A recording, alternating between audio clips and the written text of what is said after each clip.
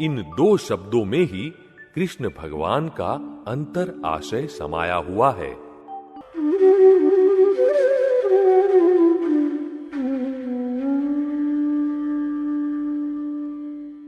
ज्ञानी पुरुष दादा भगवान गीता का सार समझाते हुए कहते हैं कि गीता में श्री कृष्ण भगवान दो ही शब्द कहना चाहते हैं, मगर ये दो शब्द लोगों की समझ में आए ऐसे नहीं है। इसलिए उन्होंने इसे इतना बड़ा गीता का स्वरूप दिया, और इस स्वरूप को समझने के लिए लोगों ने फिर से विवेचन लिखे। कृष्ण भगवान स्वयं ही कहते हैं, गीता में मैं जो कुछ कहना चाहता हूं उसका स्थूल अर्थ 1,00,000 में से एक मनुष्य समझ सकता है।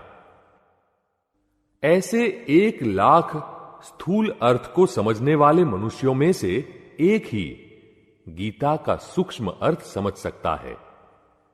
ऐसे 1,00,000 सूक्ष्म अर्थ समझने वालों में से एक ही उसका सूक्ष्मतर अर्थ समझ सकता है।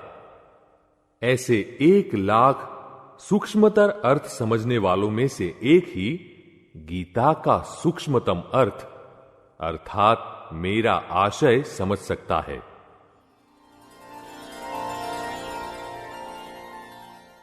वह एक मनुष्य ही कृष्ण भगवान क्या कहना चाहते हैं यह समझ सकता है। अब कृष्ण भगवान को समझने में किसका नंबर लगता है, वह तो जो स्वयं कृष्ण हो गए हो वे ही समझ सकते हैं और कह सकते हैं। जब मनुष्य की मृत्यु हो जाती है तब कहते हैं ना कि चले गए। यह क्या है? जो चला गया वह माल है, और यहां पड़ा रहता है वह पैकिंग है। इन चर्म चक्षुओं से जो दिखाई देता है वह खोखा पैकिंग है, और भीतर माल वस्तु आत्मा है। जगत में भिन्न भिन्न प्रकार के पैकिंग है, भिन्न भिन्न प्रकार के शरीर है। कोई आम के पेड़ का पैकिंग, कोई गधे का पैकिंग, कोई पुरुष का तो कोई स्त्री का पैकिंग है, मगर भीतर माल सभी में एक सा ही है। व्यापारी पैकिंग की जांच नहीं करते, बल्कि अंदर माल बराबर है या नहीं यह देख लेते हैं। इसी प्रकार हमें भी भीतर के माल आत्मा के दर्शन कर लेने चाहिए। भगवान श्री कृष्ण कहते हैं, भीतर जो माल है आत्मा है वह मैं स्वयं ही हूं। यही कृष्ण है। इन्हें पहचाने तभी संसार से निपटारा पा सकेंगे, वरना लाखों अवतारों तक गीता के श्लोकों का गान पठन करते रहे तो भी निपटारा नहीं हो पाएगा। पैकिंग और माल, इन दो शब्दों में ही कृष्ण भगवान का अंतर आशय समाया हुआ है। गीता में भगवान श्री कृष्ण कहते हैं, जीव तू सिद्धने सोचना करे, कृष्ण ने करवू होय ते करे। जीव तू क्यों चिंता करता है, कृष्ण को जो करना है वह करेंगे। तो लोग क्या कहते हैं? भगवान तो ऐसा कहते हैं, लेकिन चिंता किए बिना हमारा काम थोड़े ही हो सकता है। चिंता तो करनी ही पड़ती है ना। और फिर कृष्ण भगवान ने यह भी कहा है, प्राप्त को भोगिए, अप्राप्त की चिंता मत कीजिए। अभी खाने की थाली सामने आई, यह प्राप्त संयोग है, लेकिन इसे भोगने के बजाय सेठ का चित्त गया होता है कारखाने में, और यहां सिर्फ देह शरीर ही खाना खाता है। तो ऐसे में श्री कृष्ण कर भी क्या सकते हैं? श्री कृष्ण कहते हैं, यहां तो लोग एक और मुझे झूले में बिठाते हैं और दूसरी ओर मेरी जीभ पर ही पैर रखते हैं, आज्ञा का उल्लंघन करते हैं। अब कृष्ण भगवान के ऐसा सब कहने के बावजूद भी यदि चिंता हो जाती है तो इसका कुछ इलाज तो होगा ही ना। हमें रोज सुबह उठकर भगवान कृष्ण के फोटो के आगे हाथ जोड़कर यह प्रार्थना करनी चाहिए, हे भगवान, करना कराना सब कुछ आपके हाथ में है, फिर भी मुझे चिंता हो जाती है, अतः आप ऐसी कृपा कीजिए, ऐसी शक्ति दीजिए कि मुझे चिंता न हो। मेरा संसार रथ आप ही चलाइए। यदि हम श्री कृष्ण के सच्चे भक्त हैं और हमारी भावना सच्ची है, तो फिर चिंता किस बात की हो सकती है। 18वें अध्याय में अंत में अर्जुन बोल उठे, नष्टो मोह स्मृतिर्लब्धा त्वत् प्रसादान मयाच्युत स्थितोऽस्मि गत संदेह करिष्ये वचने तव। बस यही अज्ञानता रूपी मोह नष्ट हो और स्वयं के दरअसल स्वरूप को प्राप्त करके उस रूप में रहने के लिए निश्चय लक्षी उपक्रम ही गीता का दोहन है। संशय रहित होकर भगवान के वचन के अनुसार काम करने का निश्चय ही मोक्ष ले जाता है। भगवान के वचन के अनुसार चलना अर्थात आज्ञा में आ जाना। आज्ञा ही धर्म, आज्ञा ही तप व आज्ञा से ही मोक्ष प्राप्त होता है। अज्ञानता के कारण जीव मात्र अनंत अवतारों से भटक रहा है। श्री कृष्ण भगवान ने अज्ञानता से मुक्ति प्राप्त करने का ज्ञान मार्ग हमें गीता में प्रश्नोत्तरी रूप में बताया है। कथा प्रवचन समाज के लिए उपयोगी है, जबकि प्रश्नोत्तरी से प्रत्येक प्रश्न का मन से समाधान मिलता है। सर्वोच्च सत्संग वार्तालाप रूप में होता है। गीता में श्री कृष्ण भगवान ने अर्जुन के साथ इस प्रकार का वार्तालाप करके अर्जुन को ज्ञान रूपी दिव्य चक्षु दिए हैं, जिनके द्वारा अर्जुन को सभी प्रश्नों के समाधान मिलते हैं। इसीलिए ही भगवद गीता को श्रेष्ठ ग्रंथ माना जाता है।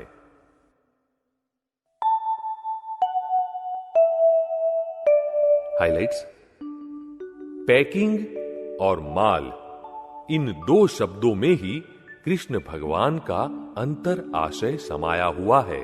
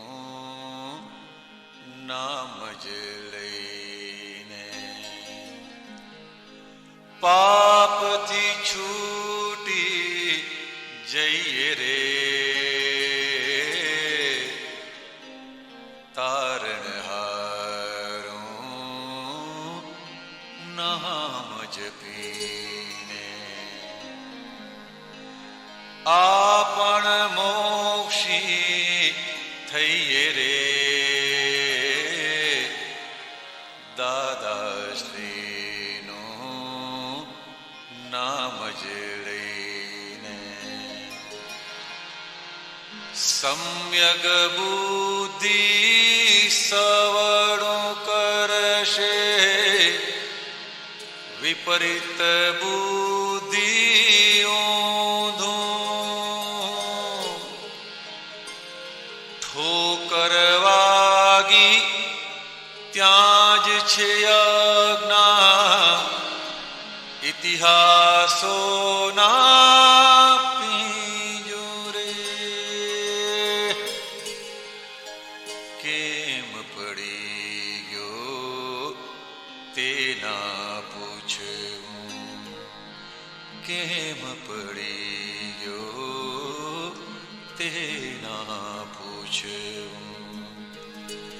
आपणे दीवो ધરીએ રે દાદાશ્રીનું નામ જ લઈને. પાપથી છૂટી જઈએ રે દાદાશ્રીનું નામ જ લઈને. સ્વાર્થ બુદ્ધિએ વેડફી કાઢ્યા કઈ જન્મારા ભટકીને. મૂર્ખ બનીને ખુદ બંધાયા ચટણ ચીકાશે ચપકીને. પ્રતિક્રમ સંગે લઘુત્તમ ભાવે વેરથી છૂટી કરીએ રે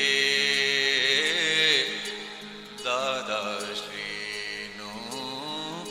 નામ જ લઈને. છ તત્વો જે મૂળ રૂપે છે તે જ ઇટરનલ બાકી મિશ્રણ જે છે તેને તે જ કહ્યું છે. મિથ્યાભાસ વિભાવી કુદર્શન દાદાનું સુદર્શન ચક્ર અંદર ફેરવી લઈએ રે તારણહારું નામ જપીને. આપણ મોક્ષી થઈએ રે દાદાશ્રીનું નામ જ લઈને. નરસિંહ નવનીત જીવ રૂપાંતર વૈષ્ણવ જૈની મુક્તિ શોધક તત્વ સ્વરૂપે એક જ આત્મા કંઈક જન્મથી શિવ સંશોધક. નારાયણનું ઐશ્વર્ય ફળતા નારાયણનું ઐશ્વર્ય ફળતા અહીંથી મોક્ષે જઈએ રે દાદાશ્રીનું નામ જ લઈને. પાપથી છૂટી જઈએ રે તારણહારું નામ જપીને. આપણ મોક્ષી થઈએ રે કેમ પડી ગયો તે ના પૂછવું. આપણે દીવો ધરીએ